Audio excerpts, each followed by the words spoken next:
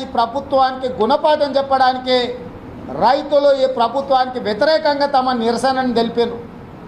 వాస్తవంగా రైతుల నిరసనను చూపించిన మీడియా మిత్రులను అభినందించి రాష్ట్ర ముఖ్యమంత్రి గారు తక్షణమే మంత్రివర్గ సంఘాన్ని మంత్రులను ఇద్దరునో ముగ్గురునో మార్కెటింగ్ శాఖ మంత్రిని తుమ్మల నాగేశ్వరరావు లాంటి మంత్రులను అక్కడికి పంపించి ఏ అధికారులు అయితే సెలవు ప్రకటించిండ్రో, ఏ మార్కెట్ కమిటీ చైర్మన్ అయితే సెలవుకు అనుమతి ఇచ్చిండో తక్షణమే వాళ్ళను సస్పెండ్ చేసి కొనుగోలులు పునరుద్ధరించి వాళ్లకు గిట్టుబాటు ధర ఇవ్వడానికి చర్యలు తీసుకోవాల్సిన మంత్రి గారు, ముఖ్యమంత్రి గారు ఆ పని చేయకపోను ఎదురుదాడి చేయడం ద్వారానే రాజకీయ లబ్ధి పొందాలనే ప్రయత్నం చేసింటానే మీరు ప్రకటన చేసిందా?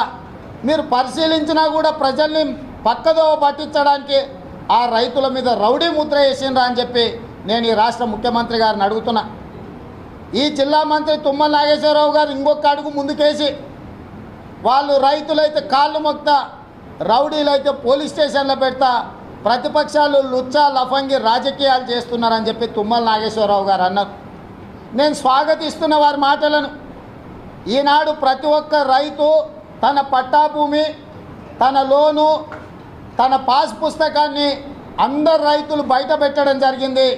అదేవిధంగా ఇంకొక మాట కూడా అన్నారు. తెలుగుదేశం పార్టీ సండ్ర వెంకట వీరయ్య గారు, తెలుగుదేశం పార్టీ కార్యకర్తలు వాళ్ళందరూ ముసుగులు ధరించి వచ్చి దాడి చేసిన మార్కెట్ యార్డు మీద అని. ఇవాళ 11 మంది మీద కేసు పెడితే మా నాయకుడు ఒక్కడు తెలుగుదేశం అయితే ఇద్దరు కాంగ్రెస్ వాళ్ళు ఉన్నారు. మిగతా వాళ్ళందరూ కూడా టీఆర్ఎస్ పార్టీ క్రియాశీలక కార్యకర్తలు.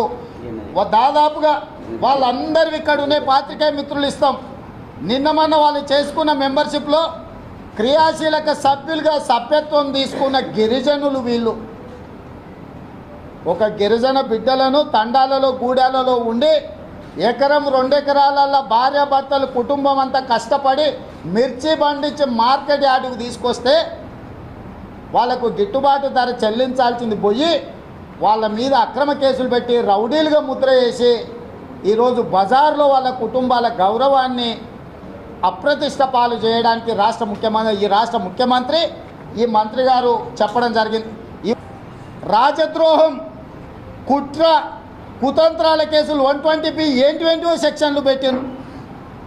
ఏ తలమాసినోడు వీళ్ళకి ఆ సలహా ఇచ్చిండో ఇవాళ రైతుల మీద రాజద్రోహం కేసు పెడుతున్నారు. చట్టాలు వేసే ఒక శాసనసభ్యుడి మీద రాజద్రోహం కేసు పెడుతున్నారు. సండ్ర వెంకట వీరయ్య గారు మీరు చేయి పట్టుకుంటే మీ పార్టీలకు రాలేదని చెప్పి జైల్లోకి దోలే ప్రయత్నం చేస్తున్నారు. 10 మందిని అరెస్ట్ చేసి లోపలికి పంపి సండ్ర వెంకట వీరయ్య గారిని కోర్టుకి ఏమేసిందా అంటే అబ్స్కాండింగ్ అంట, పారిపోయిందని చూపిస్తున్నాడు.